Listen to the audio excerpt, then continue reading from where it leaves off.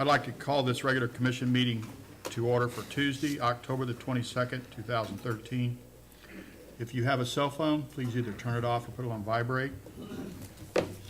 The invocation tonight will be by Pastor Doug Mund from the Grace Fellowship Church. If you will please stay standing so we can do the Pledge of Allegiance.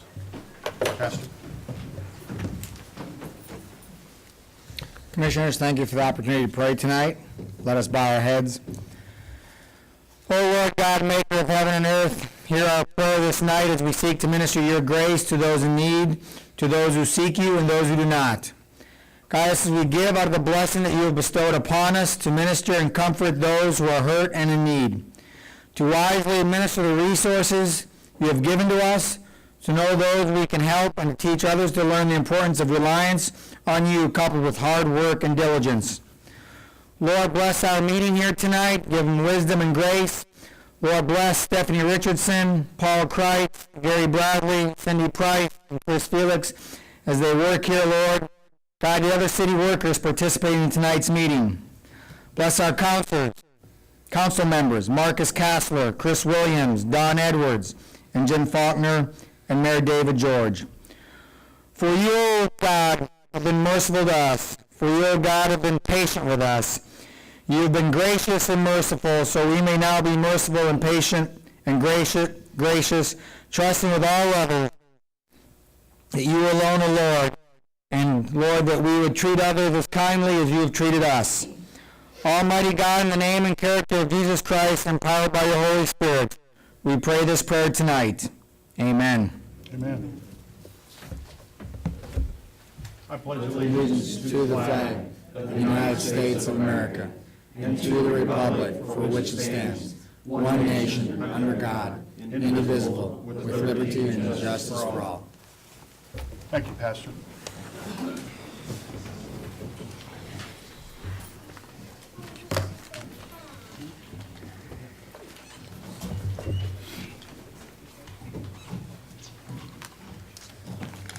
Consent agenda items. The regular city commission meeting minutes from Tuesday, October the 8th, 2013, and the 2013 appropriation ordinance number AO-13-19 in the amount of $5,513,524.29. Commissioners, do you have any questions? I have none. I have none. Marcus? Move to approve the consent agenda as presented. Second. Motion was made by Commissioner Edwards and seconded by Mayor George to approve the consent agenda as presented. Mayor George. Aye. Commissioner Williams. Aye. Commissioner Kassler. Aye. Commissioner Edwards. Aye. Okay, let's move on to other items.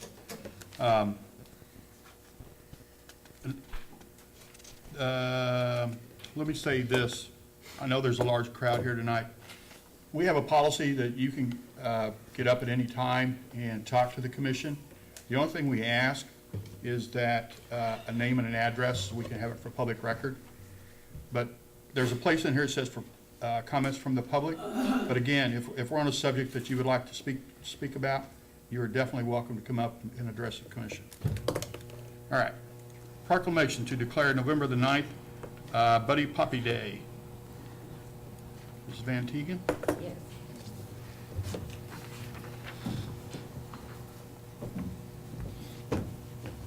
I'm a stand-in. All right. Velma had a doctor's appointment in Kansas City. Okay. Proclamation, the annual sale of Buddy Poppies by the Veterans of Foreign Wars of the United States has been officially recognized and endorsed by the governmental leaders since 1922, and whereas the VFW Buddy Poppies are assembled by disabled veterans, and the proceeds of this worthy fundraising campaign are used exclusively for the benefit of the disabled and needy veterans and the widows and orphans of deceased veterans, and whereas the basic purpose of the annual sale of Buddy Poppies by the Veterans of Foreign Wars is eloquently reflected in the desire to honor the dead by healing the living. Now, therefore, I, David George, Mayor of the City of Coffeyville, Kansas, declare Saturday, November the 9th, 2013 as Buddy Poppy Day in Coffeyville, and do hereby urge the citizens of this community to recognize the merits of this cause by contributing generously to the support through the purchase of Buddy Poppies on the day set aside for the distribution of these symbols of appreciation for the sacrifices of our honored dead. I urge all patriotic citizens to wear the Buddy Poppy as mute evidence of our gratitude to the men and women of this country who have risked their lives in the defense of the freedom which we continue to enjoy this day as of American citizens. Excuse me. Thank you very Thank you. much. I'm sorry I don't have any poppies. Our poppies haven't came in yet. Okay, well, when they come in, please bring them back and we'll make I our will. donations. Thank you you. very much.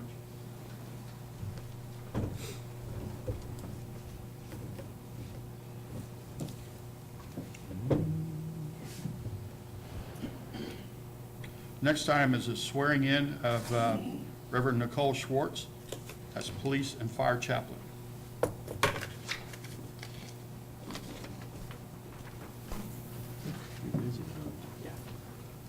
Good evening, Mayor and Commission.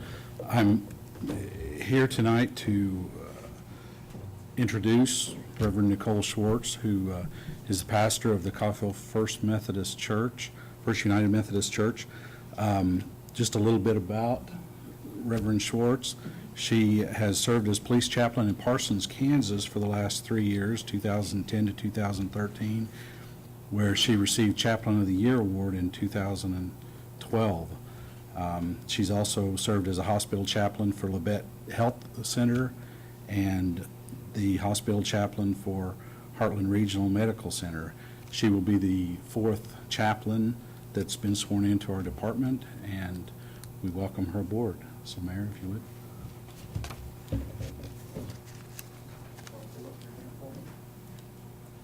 Law enforcement oath of honor. On my honor, I will never betray my badge, my integrity, my character, or public trust. I will always have the courage to hold myself and others accountable for our actions. I will always uphold the Constitution, my community, and the agency I serve. I do. Welcome aboard. It's your badge. Thank you.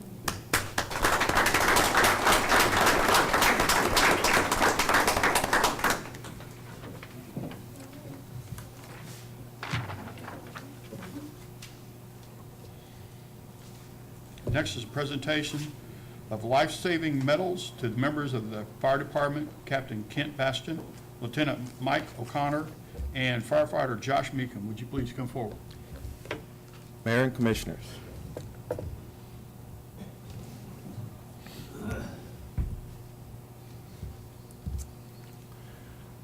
On September 4th of 2013, the fire department was dispatched to 1409 East 4th at 11:12 a.m. to a code blue cardiac arrest.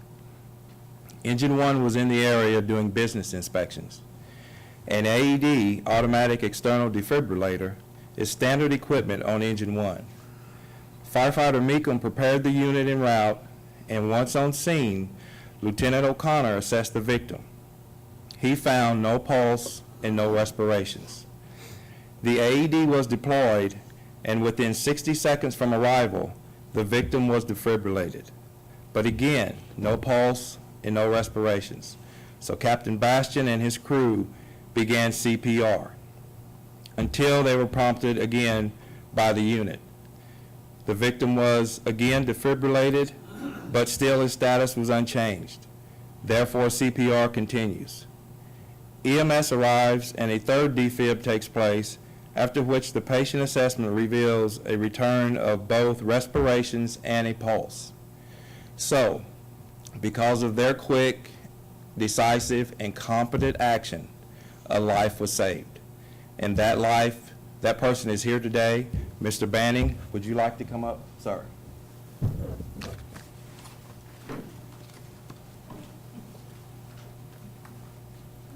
I'd just like to say on behalf of my family, my wife, my sister and daughters, thank you guys.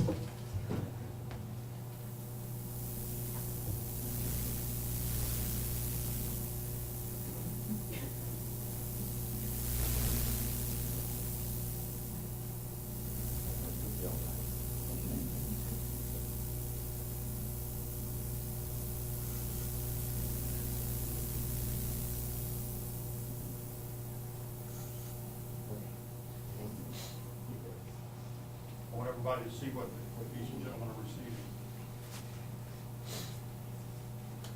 This is one of the most proudest moments of my life, being a parent.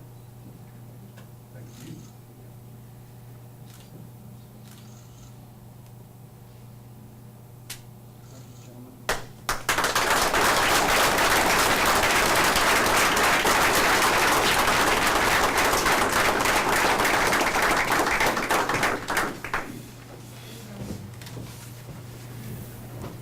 Can you grab one just a minute? Mr. Bannon?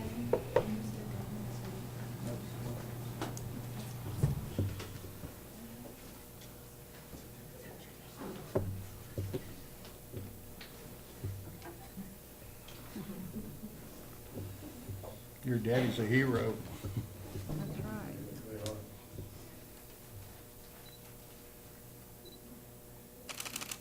Thank you.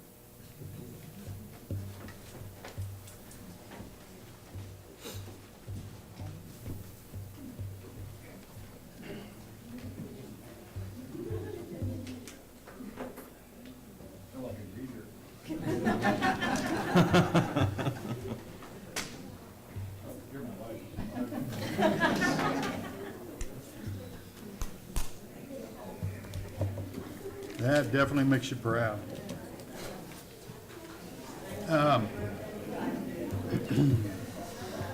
Next item, comments from the public. Anybody like to come up and say anything?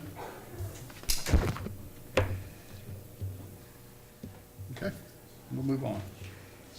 Old business, I don't see any. So we'll go to new business. Is this all four of them, Cindy? Yes. Okay. Resolution number R-1390, a resolution to certify the Kansas Department of Commerce. The city has the authority to submit a CDBG grant application. And then Resolution R-1391, a resolution to commit up to $1,480. $1,480,70 for the city funds for the CDB project.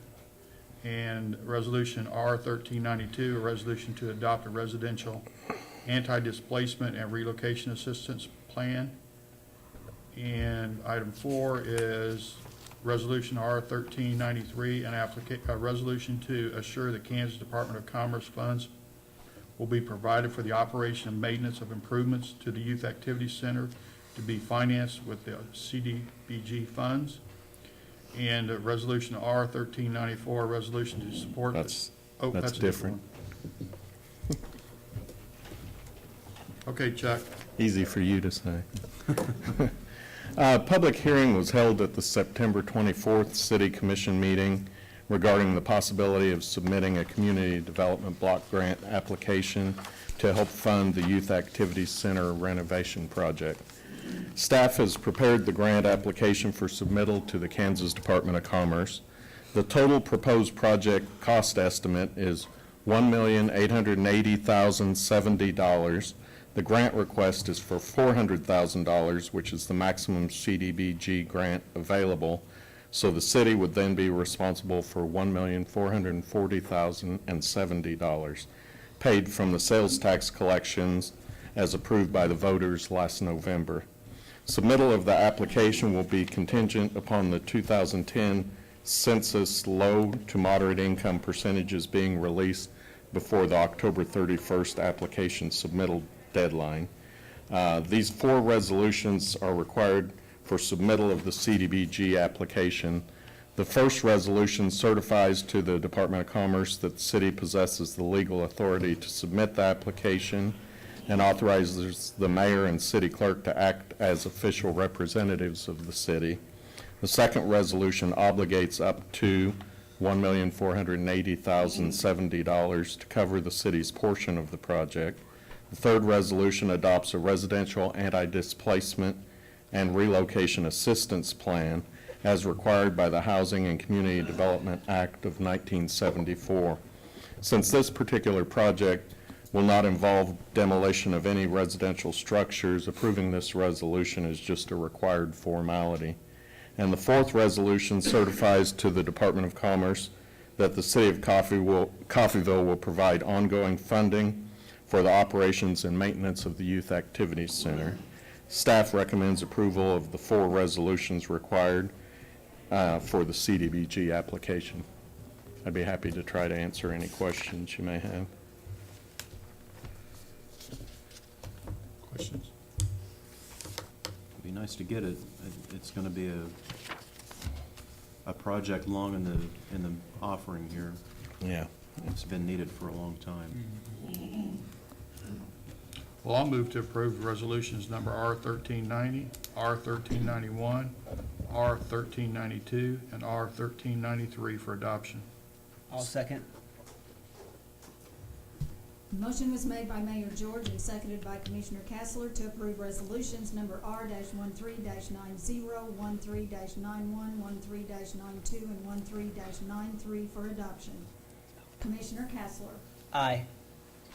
Commissioner Edwards. Aye. Mayor George. Aye. Commissioner Williams. Aye. Thank you. Thank you, Chuck. Resolution number R-1394, a resolution to support the Senior Services of Southeast Kansas grant application to the Kansas Department of Transportation. Cindy Price will make comments. Mayor and Commissioners, the Senior Services of Southeast Kansas provides transportation to the elderly, disabled, and to the general public in Coffeyville. This is something that we do on an annual basis. They receive their funding from the Federal Transit Administration and the Kansas Department of Transportation. And for their grant for KDOT, they require evidence of support from the city of Coffeyville. We give that support by approving a resolution. Amy Shaw with the Southeast Kansas Senior Services is here tonight and can answer any questions that you would have. How many seniors in Coffeyville do you all serve? Oh, it depends on, I mean, we have several. I don't know a general number, it varies. But you all stay pretty busy, don't you? We do stay busy, we do. And not only seniors, I mean, we do a lot of general public here, a lot of general public. We have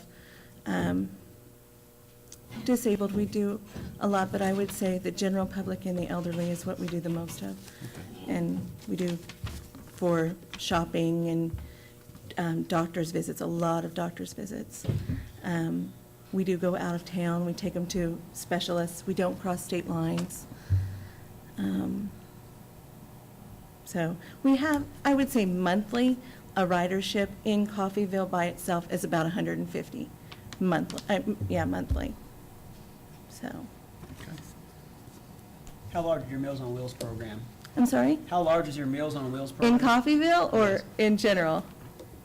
And Coffeyville, I heard it's very big elsewhere, but, In Coffeyville, I think we have around 98 and And that's we- per day? per day, and we are desperately seeking volunteers. It takes about an hour and a half to an hour to deliver meals, and we've really declined in volunteers. I did that myself once before, and also the Boys and Girls Club used to do that in the summertime as well. Right. And those kids love it, they ask to do it every time we did it, so. And if you ever know anybody that has an hour, then it would be, it's really great. There are people out there that this is their only contact, is the delivery of the meal.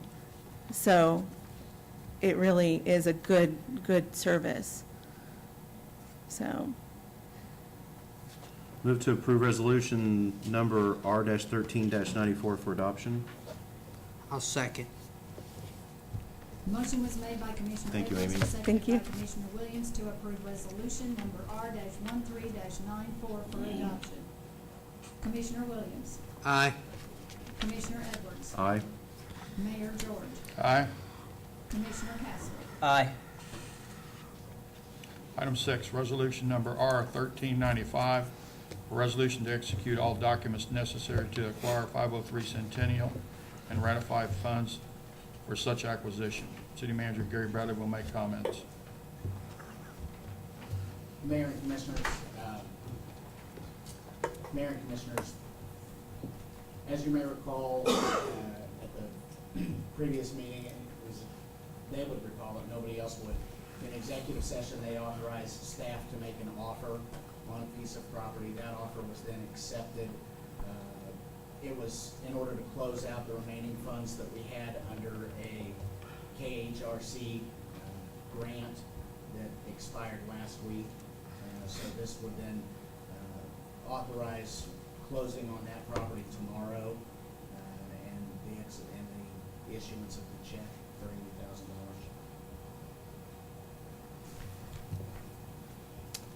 Any questions, comments? Just to make absolutely clear, this property was purchased on grant funds only. Entirely out of grant funds, is my understanding. There may be a little bit of plus or minus with what happens with the taxes and getting in some final invoices maybe on some other projects that we have working. But if this money wasn't spent, we would have had to issue a check for whatever's in the bank account back to the state of Kansas to give them the money back. So we were going to spend this money either way. It's a question of whether or not we get a house out of the deal, and that's a house that we can then rehabilitate and sell to someone in the community as a home. Any questions? I move to approve R-13-95. Second? Motion was made by Commissioner Williams and seconded by Commissioner Edwards to approve resolution number R-13-95 for adoption. Commissioner Castle. Aye. Commissioner Williams. Aye. Mayor George. I have to abstain because I was involved in the transaction. Commissioner Edwards. Aye. Ordinance number G 1307, the first reading of an ordinance to amend electric utility rates. And Commissioners, what I would like to do, I would like to table this motion until Commissioner Faulkner can be here, because this is a very important thing that we're looking at here, and I would like everybody's input, not just the four of us, but I would like the fifth person too. So I would make a motion that we table it till the next meeting. I'll second that motion. The next meeting or November 5th? No, next meeting. That's 3 weeks. Okay? Okay. Chris, you got something? That's fine, but I'll go along with that motion. However, I'd like to, let's just pass Yeah. the table for now. If anybody would like to Exactly. say something, please, you can stand up here and say something. If you're here to speak about the utility rates. Let's hear it. This would be a good time to come forward, because obviously I think we have enough votes right now to table the motion. However, whoever showed up to talk about the utility rates, I feel it's important that you have your chance to speak, especially if you took the time out of your schedule to show up tonight. And if you want to show up again the next time that it comes up for vote, I think that's important. However, I think it's important you get your opportunity to speak tonight too. Yeah. My name is Corky Whipple. I'm here as a representative of Southwire. I'm the plant manager. The business is located at 2412 Highway 169 North here in Coffeyville. I didn't catch the date of the next meeting. You said the 5th of November, is that? No, 12th, I think. 12th, Okay, November the 12th. Tuesday, right, okay. Yes. So I'll just touch on a few points I think that might be considered in the event that I can't make it to the 12th, meeting on the 12th. I received some information that was forwarded to me that sort of, I think, is the premise for the proposal. I felt like there was some things I wanted to caution the commission about that may not have been included, at least what I saw, knowing that maybe the extent of what I saw is maybe falls short of what is in your overall report. But the information I looked at really it failed to take into consideration the overall incentives that help companies make decisions on whether or not they grow their business within this area, within the city, or within this region. There's more than just obviously electricity rates at stake there.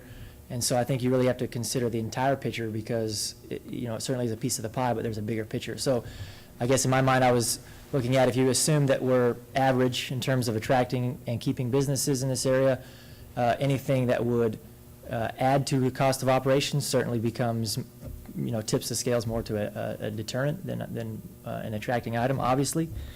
Another thing I think that the information I looked at failed to do was look at more of a national level in terms of rate comparisons. It looked at areas in this immediate region, such as Pryor, Oklahoma, Claremore, areas like that.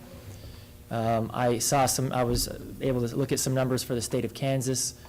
I can tell you, as a representative of a national and global company, there are municipalities, states, cities that are lining up at our corporate offices every day trying to solicit incentive packages to promote growth in their areas. So I would think to the degree that it's practicable, that information should be part of the consideration for the proposal. So what I saw didn't include that.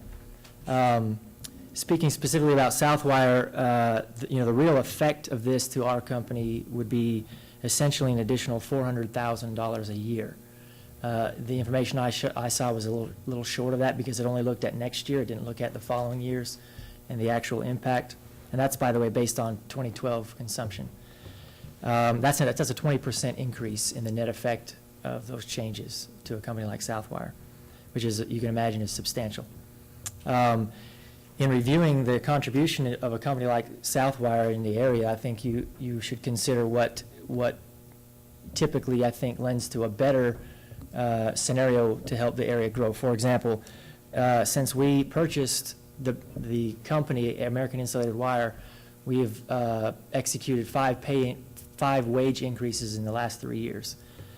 And in 2012 alone, just to the city of Coffeyville, that amounted to $2.2 million in hourly payroll to the residents of Coffeyville. Now, there's more than that outside of Coffeyville. Well, I'm sorry, not to the city of Coffeyville, but to the residents of Coffeyville, who thereby obviously are buying homes, purchasing things at stores, those kinds of things, and that money is taxed, or those items are taxed, which generates revenue for the city. So, that becomes a win-win type scenario. We obviously feel like that's an investment of our capital, of our money, because we get a more developed workforce, we can attract more skilled workers, and in doing so, then that money stays here in the community and is available for other motions and things to be taxed, and however the commission deems is necessary.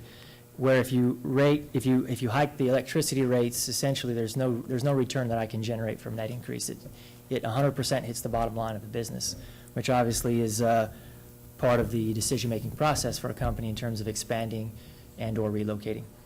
I want to be clear at this point, Southwire in no way is at this point, as a response to any proposals that are out there, trying to make an official position that if action A happens, then Southwire will do action B. There's nothing like that on the table. I'm just trying to provide perspective and insight. One of the general metrics that Southwire uses, as most businesses use in terms of expanding or relocating to an area, is a general measure of dollars per pound that it takes to manufacture our product. So obviously this, like I stated, the full effect of this proposal hits that dollars per pound metric. I can tell you, amongst the other 14 manufacturing facilities in Southwire, Coffeyville is already at a disadvantage for other reasons. There are a lot of variables that go into that, cost of shipping, unemployment insurance, all of those different things, workers' comp insurance. So, this has the potential to tip the scales in an unfavorable way in terms of long-term planning and decision-making by Southwire Corporate.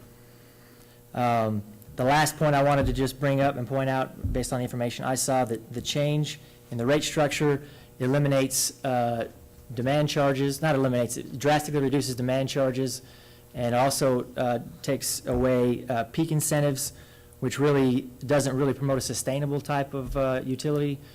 Essentially, by keeping those demand charges where they were and offering these peak incentives, companies actually get to participate with the utility at trying to reduce consumption rather than having more of a flat rate, which is, it's just going to strictly be based on consumption. There may or may not be anything we can do at the flat rates.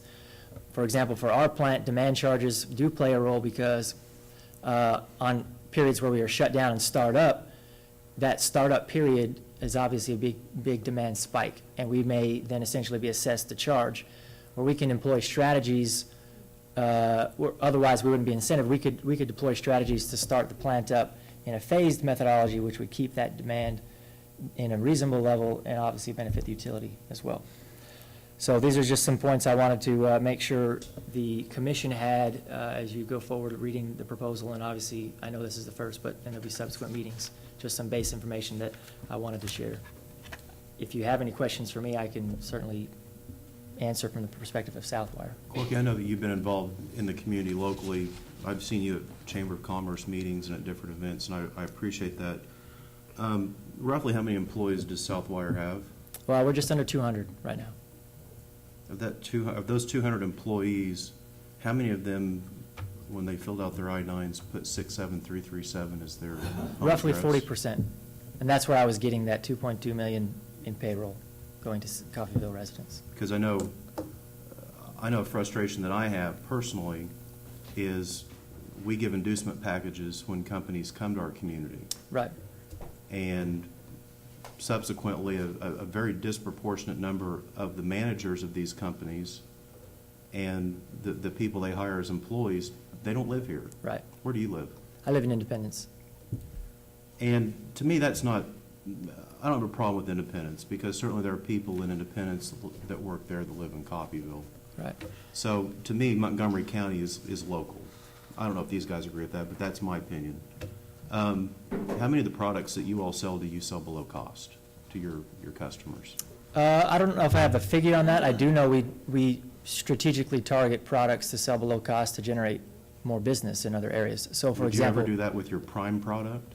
we may not do that with, I guess it depends on the customer. Absolutely, we would. We would consider that if it's going to generate future business that would pay for it. In business, it's all about generating the profit. So if a concession on one hand generates enough of a return for the owners, then certainly those decisions get made.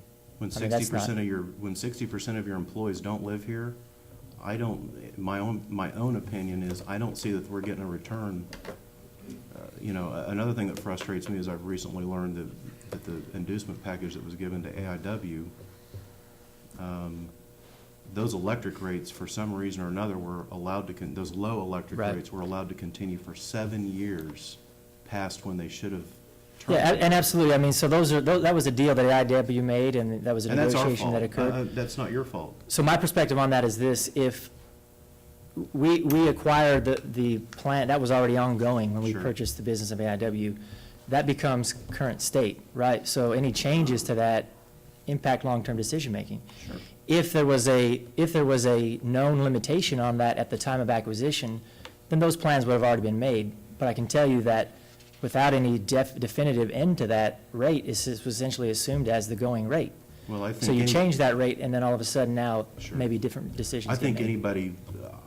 anybody in the country, whether they own a business or they're just trying to pay their electric bill in their house, I think all of us know electric rates are going to go up. I mean, our current president said that electric rates were necessarily going to skyrocket. Right. Those were his words because of things that he wants to implement on a national level. So, I wouldn't believe for a second that you guys thought that you were going to forever get the same electric Absolutely. rates. And so What other hopefully- locations do you all operate plants in? What other Um, towns? Carroll County in Georgia, there's 3 plants there. We have Florence, Alabama, we have Heflin, Alabama, Starkville, Mississippi, Flora, Illinois, Tecate, Mexico, Mineral Wells, Mexico or Mexico? Mexico. Mineral Wells, Texas. I'm leaving some out. There's 14. So in some locations, we have multiple plants. Sure. I'd be interested to see utility bills from those, electric bills for you guys for those plants to see what you're paying. Absolutely, and I know I didn't bring any of those figures with me. I'm not sure with the company's position on how much they want to share that in the public domain, because Well, I it's a imagine privately if held they're paying company. there, they're not going to want to show us. Absolutely. So, but you can understand that I do enough to know that we're in the bottom half in this area, even at the In current the rates. bottom half, In terms of what it costs us electricity-wise. so it's more expensive here or less expensive? More expensive. So electricity is a big part of what we do. We use an annealing process as a high voltage application. So obviously, it's a big, big piece of our operating budget is the What- electricity bill, so. Who is your plant manager? Me. You're the plant manager. Right. Of your other managers, how many of them live in Coffeyville? I'm not sure we have, I think we have people in Bartlesville, Oklahoma, Nowata, we have people in, I You don't realize think we have what a- anybody in Coffeyville. You realize how horribly handicapped that makes you when so many of your employees and managers don't live here? Well, the number I gave you, 2.2 million, that Because- is strictly Coffeyville, so I've already excluded myself and everybody else who doesn't live in Coffeyville. The reasons why they chose to live in Coffeyville, I don't think have anything to bear on the discussion around electricity rates. You hopefully understand my position on that. And just to summarize, so we don't walk away with the miscommunication, all I'm suggesting is obviously not that we should never raise electricity rates. What I'm suggesting is that in doing so, I would urge the commission to make sure that they make an informed decision about where those rates change to, because. And what the ramifications may be. Exactly, that's all I'm suggesting. If you're looking at a 20% increase in rates just to Southwire, I know there's an impact to other companies, but just understand what that does to the long-term decision-making for a company. Sure. Again, there's no immediate plans, I'm just urging the Yeah. commission to use prudence in doing that. Based on the information I saw, there was a big hole in what you were looking at. So if you have more information than what I saw, which is likely, then maybe you've already answered those questions. My point in being here tonight is to make sure you understand that from what I saw, there's a gross understatement of the premise of the decision. And my only point is, I appreciate the $2 million that you all do put into the economy, but my point is, if you could come in here tonight and say, we're putting $6 million in, that's a lot more heft to your argument. Right. And I would like to think that going forward. Just understand also to that point that we don't make the decisions on who we hire by where they live. So I effectively don't have control over the composition of my workforce. Sure. Except for on the individual level where I'm weighing out the merits of their qualifications for the job. So Yeah. I don't use where they live as a criteria to pick. I mean, I would suggest that I'm essentially able to have 100% of my workforce from Coffeyville. That's just not realistic. Yeah. And that's the same, I am assuming it's fairly close to the same if you were to look at any of the other industries, Yeah. national Well, companies that are. we currently have, and if I'm wrong, somebody over there correct me, we currently have 1,800 people, a net of 1,800 people that come to Coffeyville to work than live here. And if you take those 1,800 employees and you just add another 1,800 for a spouse or a child, that would increase our population here, 3,600 people, and which would be about more than a 33% increase in our population. Do you realize what that would do for the city coffers, so to speak? Absolutely, And I share your concern, but the reality is that's completely disconnected from this discussion about electricity well, rates. at some point, there's been a lot of discussion up here about tying future inducement packages to, not just to employment levels, but to Coffeyville or Montgomery County employment levels. And That's. I know it's done in other parts of the country. At the time of negotiation, I think that's all relevant. I think Sure. that would be a wise decision to do that. But my point is, we're talking about decisions that have already been made and changing those decisions. So I'm here to represent the perspective of a large employer in the area and what it would do to the long-term decision-making process. And I appreciate you participating in my spirited debate. And like I said, I know you're involved in our community because I've seen you be involved, and I really do appreciate that. And we like you even though you live in Independence. Yeah, well, I like Coffeyville even though I live in Independence, so. I'm an outsider from here, so, my perspective on come here Independence. I moved from Arizona, but I grew up in California, so. Wow, culture shock. I've got a different huh? perspective, yeah. But I will say, I've enjoyed Independence and Coffeyville the same. Just Yeah. because I chose to find the home where I did in Independence really has no reflection on my opinion of Coffeyville, so. I appreciate what you've done for our Thank community. you, Courtney. Thank you. We appreciate your comments. Anybody else? I see the chamber lady back there. Is she going to say anything? Did you want to say anything, Yvonne? Don, you don't know what you just did. I wasn't going to say anything. But Yvonne Hull with Coffeyville Chamber of Commerce, 807 Walnut. To comment to your point of the fact that 60% of their employees may live outside of Coffeyville, we need to remember that those employees that are traveling to Coffeyville are eating in Coffeyville, they're buying gas in Coffeyville, they're shopping in Coffeyville. So those sales tax dollars are going to our bottom line here at the city of Coffeyville as well.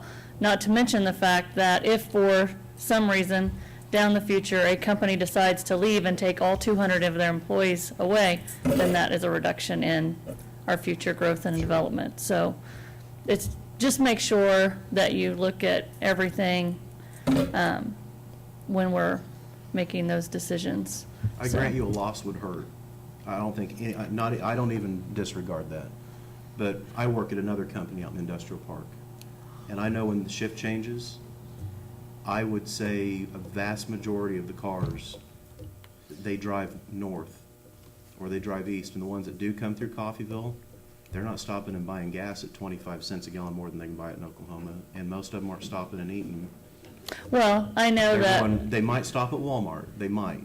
But that's sales tax dollars. A large number of them are, we're not getting the same bang for our buck. But we are as getting jobs. something by that business being here. My point is we could get a lot. By any business being in Coffeyville, we are getting something. So that's my point. I understand that if they're living in Coffeyville, it's better for us, but by that business being here, by any business being located in Coffeyville, it's a win Yeah. Yes. for Coffeyville. So, Has the chamber taken a position on this issue? we have not.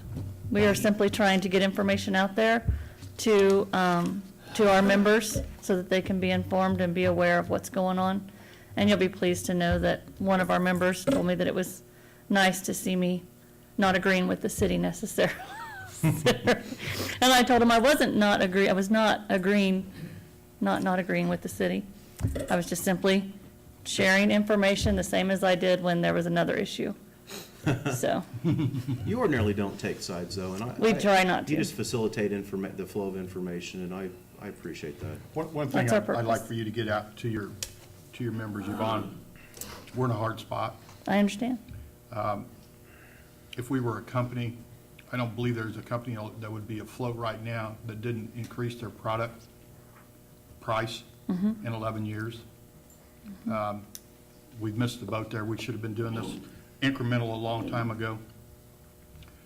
We're at a point where we have a facility that's aging, and we have infrastructure that's aging that we need to take care of in some way, and we can't just keep taking money out of it and not putting back.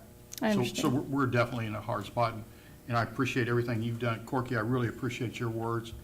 You know, these are things that we have to look at, and you both have made some good points that, So maybe an approach would be to bring in the big players that this is going to impact, and maybe talk to them about how you can come to an agreement so that it's not an impact in 1 year. I mean, maybe there's a different approach that you could take to bring in the players so that they have a say, especially the ones that are going to be impacted by your proposal that is in the packet tonight. I mean, maybe you bring them to the table and you have a conversation with them and say, how is this gonna, how can we make this so that it's not such a drastic hit to your company? well, we have asked the city manager to go and talk to the companies. And I know he has. He has talked to some of them. I don't know if he's made it to all of them yet or not. And, we're waiting for him to bring us back information, because I don't think anybody wants to see us hurt a business. We're just, we're a pro-business commission. But we've got to do something some way, and hopefully we can come to some kind of agreement that benefits all of us. That would be great. Thank you. Thank you. Anybody else? Doug? Doug Munn, 206 West Martin. I don't envy your position. If you make a decision for the company, you're not helping the little guy. If you help the little guy, you lose a business, then everybody's hurt. Kind of addressing the issue Mr. Edwards brought up, which to me is the elephant in the room. I moved here 2 years ago and can personally feel your frustration, because I've been on an ad hoc committee with Mr. Bradley, and I was surprised at the number of people who had prominent jobs in this town didn't live here. But I know why. There's no place to live. So in some point, that argument's mute to ask Corky why only 40% live here.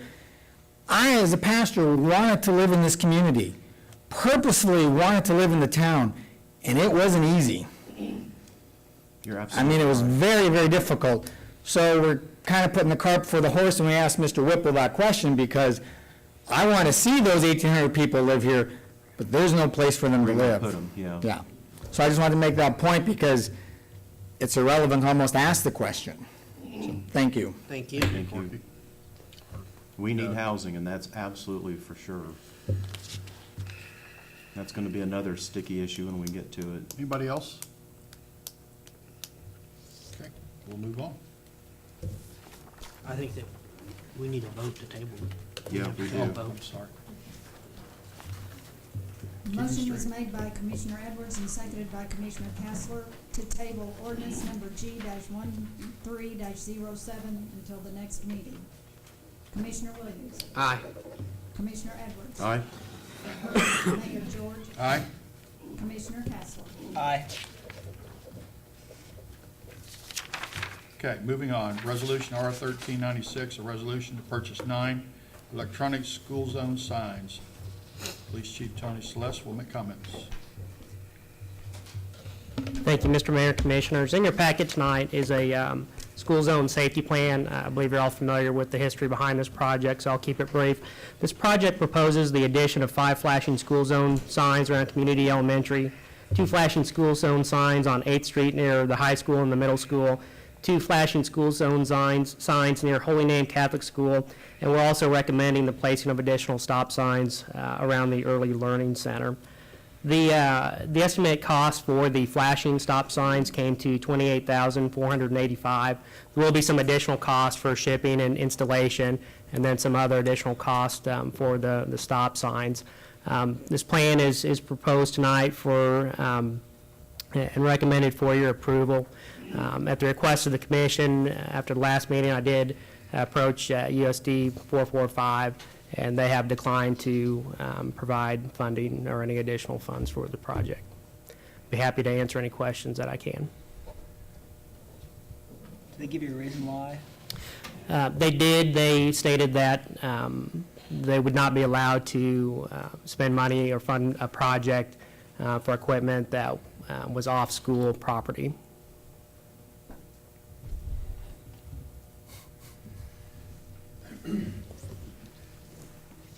Can I ask you a question? You probably don't know this, but if you don't, could you find out?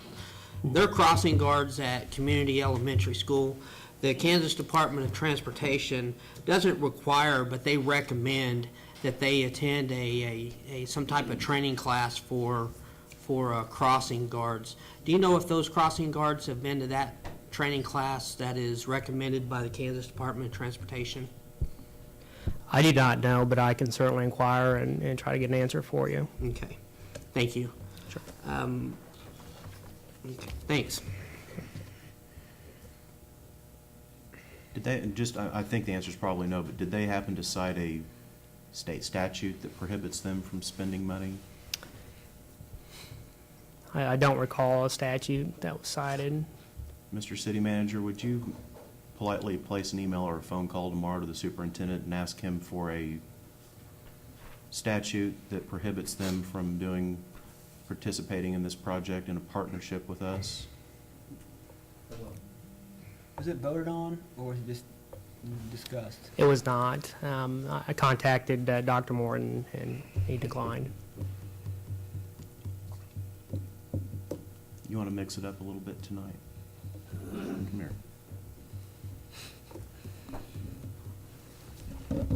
Thank you, Tony. Am I correct in hearing that you attempted to speak with the school board about this topic recently? I have. As you guys know, Tasha Williams, 2203 West 2nd. I have went to the school board twice. I've spoke to the assistant superintendent. I think his name was Carell? Craig Carell? Yeah, Craig. Yes. And I was told that they would provide those as paid positions for the crosswalk, for the crossing guards. They have yet failed to do so. This problem was brought to the school last year before my son was hit. I also want the city commissioners and the citizens of Coffeyville to know, I've went to the state level. There's a program out there, it costs the city $0. It's called a TEEP study. It's a traffic analysis program. It costs nothing to the city. It's a highly recommended study that can be done, and off of that, they give recommendations of what needs to happen. With that, if the school is saying, I'm not going to provide anything, then I think that they should have to be, if we do that study and they say that our school needs this, then I think that they are failing. They all sat here, whenever they voted for election, they all sat there and said they would do what they had to do to protect our kids. It's time we make them hold their own, and it's time we make them be responsible for our kids. You guys have done a wonderful job. It's time the school board steps up. Did you attempt to get on their agenda recently? I have. I actually was told that I have to fill out an application or a form. It then goes to the superintendent, which therefore it'll go to the president.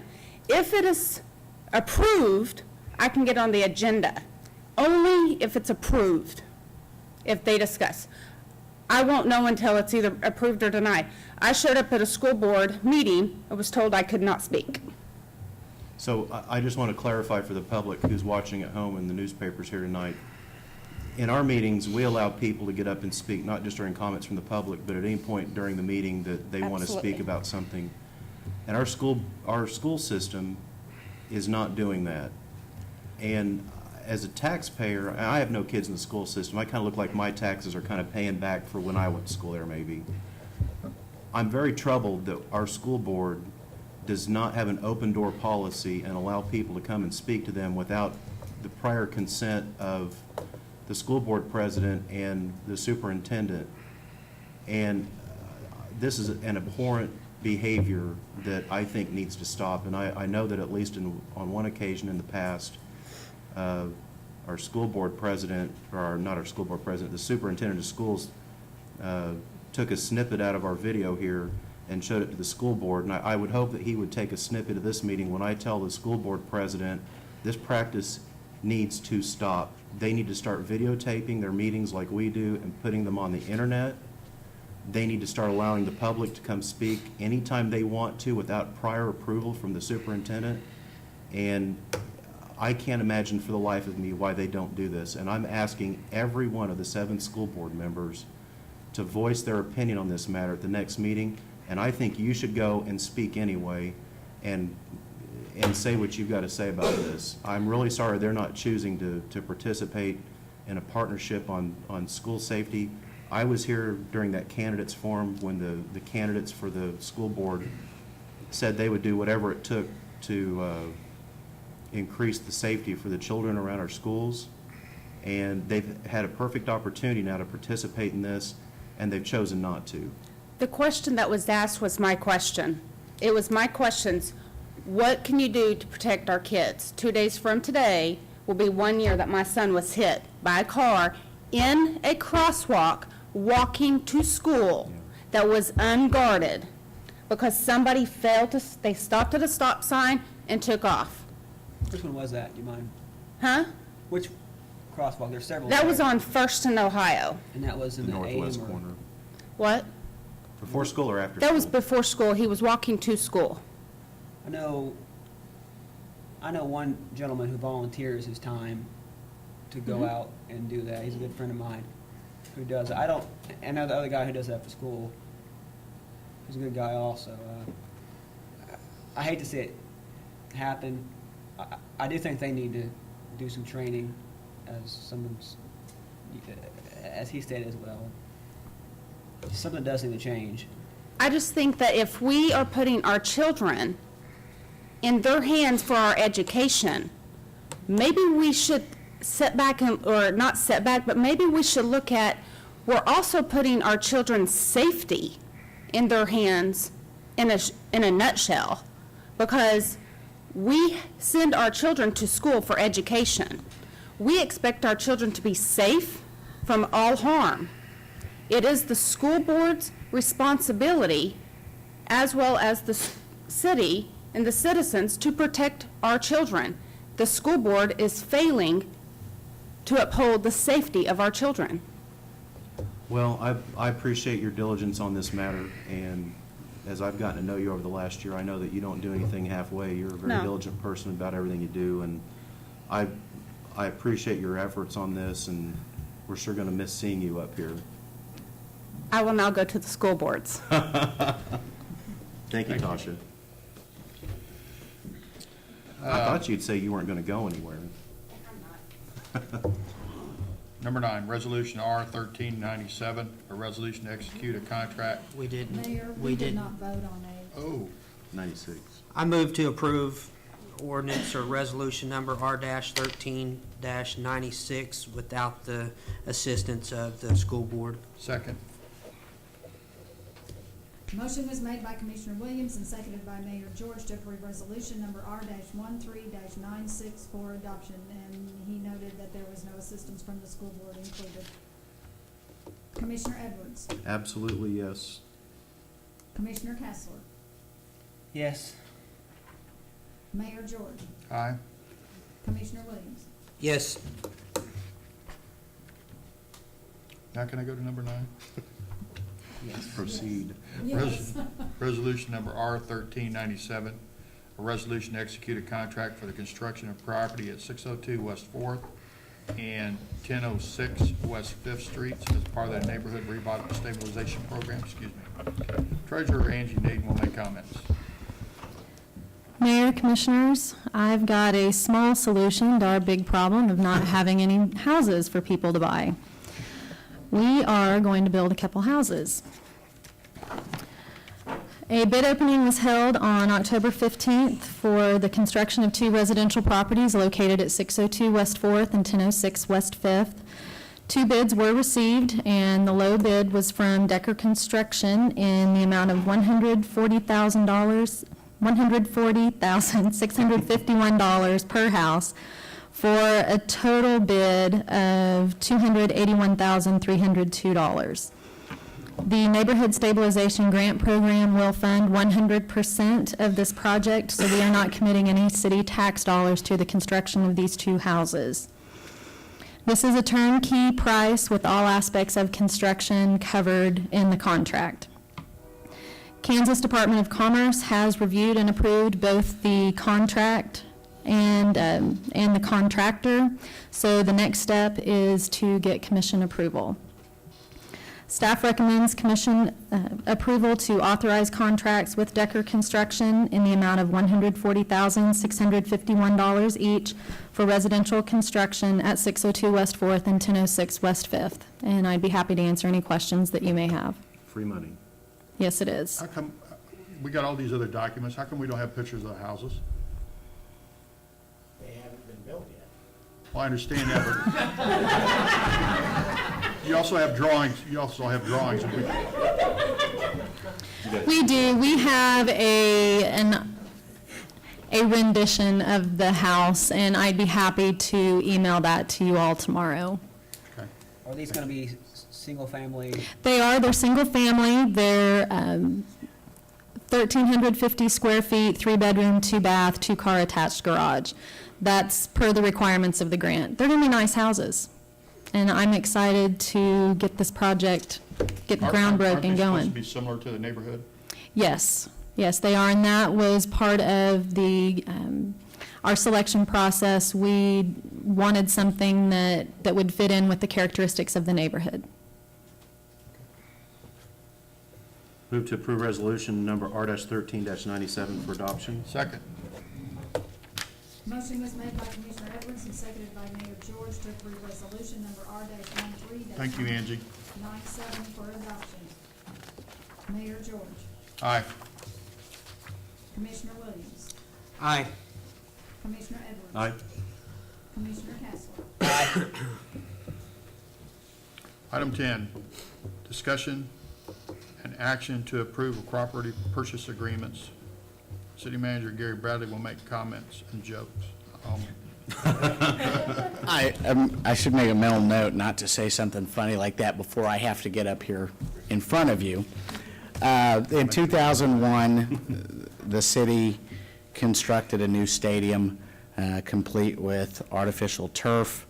That turf, for anyone who has been to a game lately, you can see that it's kind of worn. You can see about as much of the crumb rubber as you can the actual turf. It has exceeded its life expectancy. The college had some complaints after the first game of the year. They had some testing done. It didn't meet the standards. They had to have a contractor come in and take care of some areas. But that turf is they did what they could to get it through the rest of the season. This is not a discussion or debate as to whether we should have built the stadium or where we should have built it or anything. We have the stadium. It's there in its current configuration. It has turf, and it's time to replace that turf. It would be cheaper for us, we've determined, and easier for us, the city, the college, and the school district, to use cooperative purchasing agreements, which are actually somewhat recommended in the purchasing policy that the city approved earlier this year. In the staff report, I listed 3 separate cooperative purchasing agreements. Tips and Taps is a national cooperative purchasing agreement.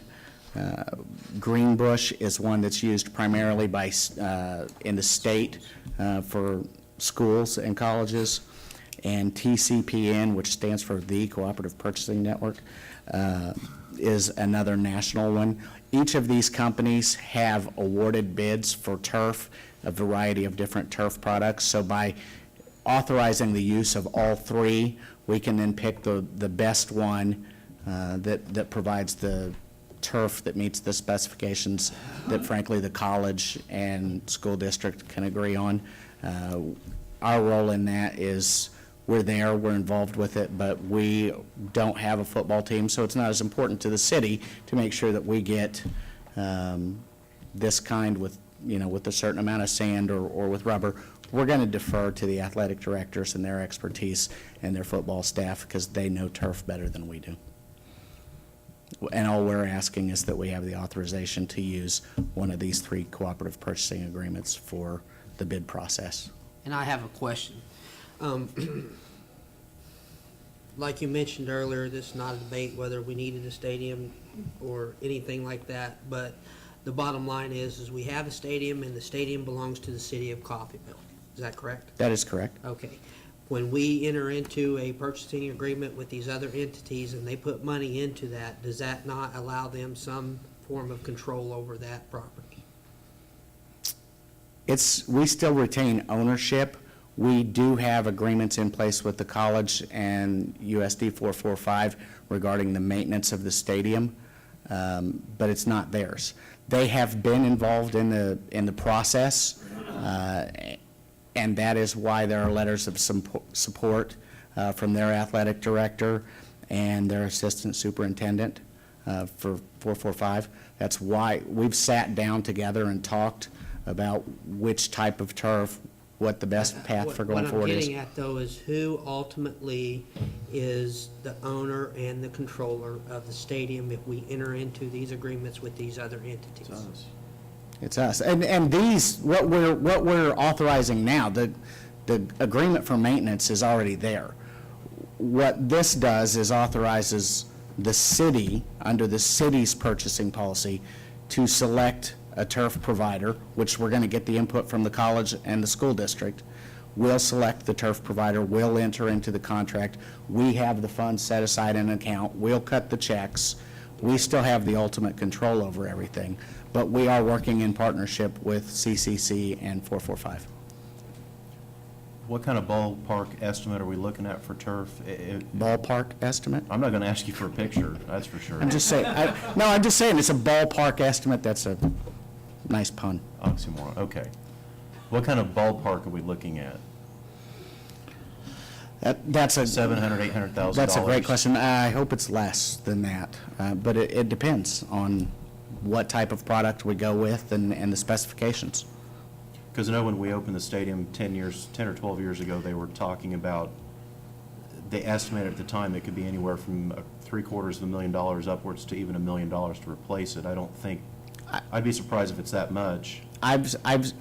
And simply allowing us to use these cooperative purchasing agreements that are already in place, we would then get the price that these companies have bid to install turf. So for Greenbush, for instance, there are a few school districts that have used them, and they have to put in the turf at or below that bid price. One of these, there's a company that is putting in the turf in Independence under one of these cooperative purchasing agreements. We don't need the turf removal, the drainage system put in, the earthwork, the rock, all of that stuff done. We just need turf ripped off and new turf put on. So ours would come in well below what they're paying. And how is this going to be, how is the cost of this going to be split up among the school district, the college, and the city? It's, I believe, split up.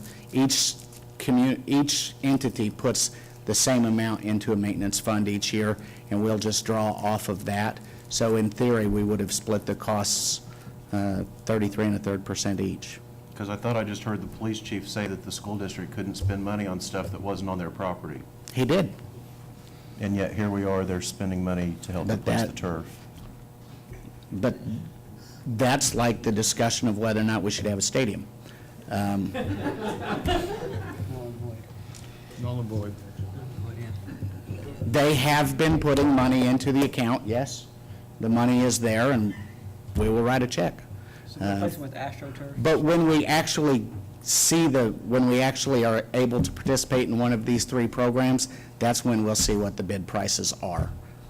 And if we're not happy with them, we could go out to bid on this. On I'm our just own. confounded. You're not going to say anything. You Nah, I shouldn't bit my anyway. tongue. You know, all of them. This is AstroTurf, right, replacing the turf that's already there, or are we gonna go something different, or? Yeah, what kind of, I think what he's getting at is what kind of turf are we going to ask to be bid out? Well, Same kind that's with, there or no, cheaper with price? this, we can look at field turf, we can look at AstroTurf, because there's, under one of these programs, there's a provider that does field turf. Under another, Which there's is what one we that have does now. AstroTurf. Under another one, there are two different kinds. So there are essentially 4 or 5 major kinds of turf, and by having all three of these, we can pick from those different providers. So if we're all contributing 33 1/3%, and say we elect to go with turf A, and they want to go with turf B, and, I mean, where do we, see what I'm saying? We pretty much would defer to their judgment because they're going to be the ones. They're the putting ones with students on football it. teams. Okay. And we really, it has been a very cordial set of conversations. It's not, we're not advocating that we need, one type of turf, and then you've got the school saying, no, we need whatever kind it is, it needs to be purple, and Coffeyville saying, no, it needs, the community college saying it's got to be red. We're kind of all on the same page, so. It's too bad we couldn't get the independence teams to come down and play on it and sharing the cost, instead of building basically a brand-new one of their own, or spending a lot of money to renovate theirs, but I can understand from their community point of view where they wouldn't want to. So do you need anything from us, Mr. City? Other than just you saying, yes, you can use these three. Is it all right with everybody? Yeah. Okay. Thank you. Comments from commissioners and staff?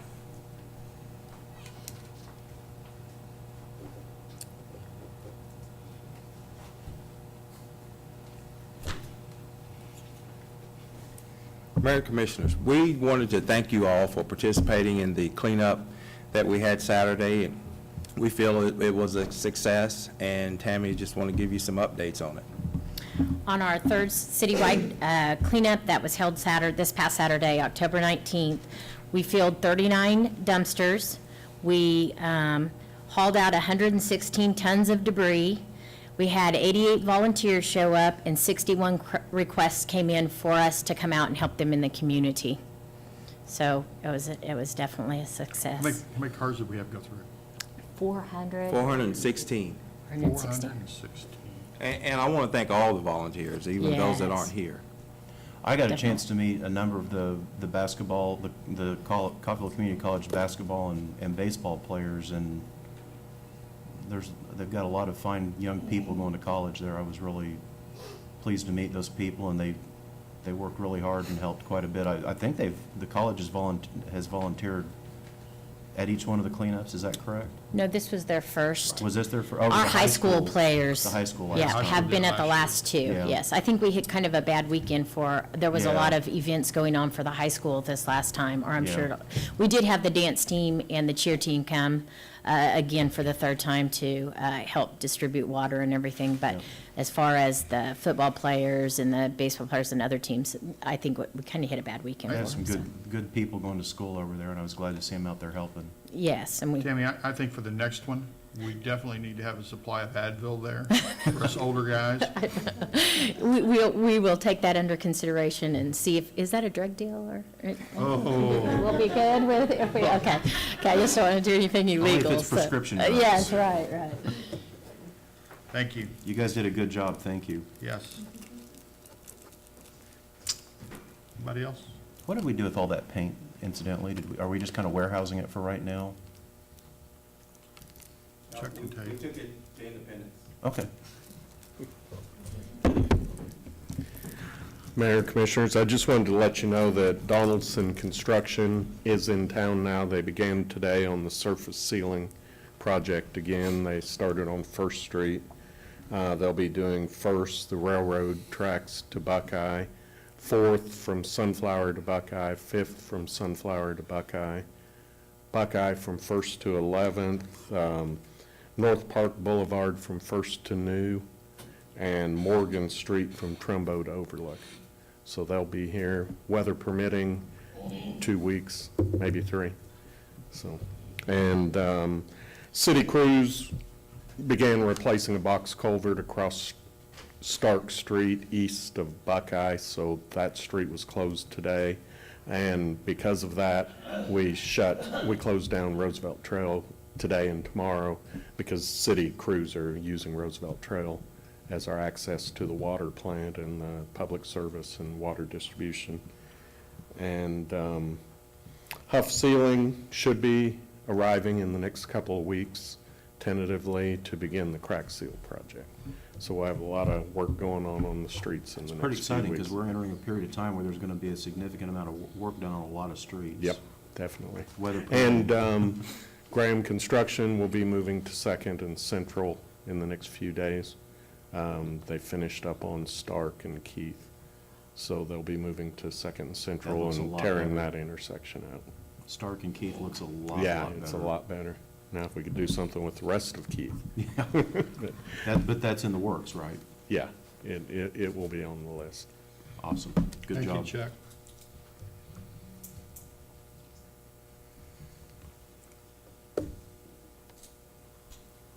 And I just want to give an update real quick on the municipal buildings, the sales tax that was passed last November. We are currently accepting bids for the roof work for the Youth Activity Center, the Perkins Building, and the library. And so that's out right now. Contractors can review those plans in various form rooms. We'll get those electronically. I also have a set just outside my office, and Dennis Jacobs has a set as well if anybody needs to review those, if you just want to see them. And at the end of this week, we expect to have submissions in for our request for qualifications for the East Coffeyville redevelopment plan, which is the partnership between us, CRNF, CVR, to redevelop or come up with a land use plan for the redevelopment of the flood impacted area. Okay. And staff have no other reports. Commissioners? Chris, you want to talk about that design? We were at that design committee? You can go. I'll defer to you. Yeah, I do, probably. Go ahead. I got quite a few things. First of all, last week, last meeting, I mentioned an employee appreciation dinner. We're talking with some staff. I have requested that it be set on November 5th. It'll be a lunch, and it'll be from 11 o'clock to 1 o'clock. I'm hoping that the commissioners can provide some good old-fashioned chili. I know you said you guys aren't great cooks, but every guy should know how to make some good old chili. Hope everybody could attend that. That'll be a great experience as well. Where's it gonna be at? It'll be at the 502 Walnut over here at the Youth Activity Center. Some other things. I participated in the walk to school with Mr. Celeste, Chief of Police, and some other people from the school. Walking down that sidewalk going to the school is a very narrow sidewalk. I've been asked by lots of people, is there anything we can do to widen that? Along what street? Along, Fourth? I can't. 4th Street? 4th Street, yeah. 4th or 5th, yeah. The one that goes by the skate park. 4th Street from Luark to probably Klein is what you're referring to? Yeah. And they're. I like to see something done because it's narrow and I don't want kids getting hurt. Tony, you can attest to how small a space it was. It's kind of like sardines as well. Also, on the 2400 block of Morgan, there's a driveway that came to my attention that has a hole in it that is making the car bottom out. I'd like to see if we can't get some attention to that. And someone else came to me, and for some reason it became more popular, but someone came to me and asked about the bulk items. If we not have them set up for so long, some people are setting them out for like a month ahead of time, and people feel that it doesn't look very good for the city. Put them out on the curbs in front of their house to Yeah. be picked up. Yeah, for a month. Well, they can call them and they'll pick them up. Okay. They don't have to wait for their special Friday. Okay. All you have to do is make a phone call to them, and when they come up that Friday, they'll normally pick that up too. Okay. Can we make that more aware, I guess, or is it already on the website or what? That's just my. I don't know if it's on their website or not. I know I mentioned it even on the radio this morning, Okay. and it is on our website as well. Yeah. Okay. That's all I have. Okay. Don, you got anything? I've already said too much. Okay. Here, have another one. Commissioner Williams and I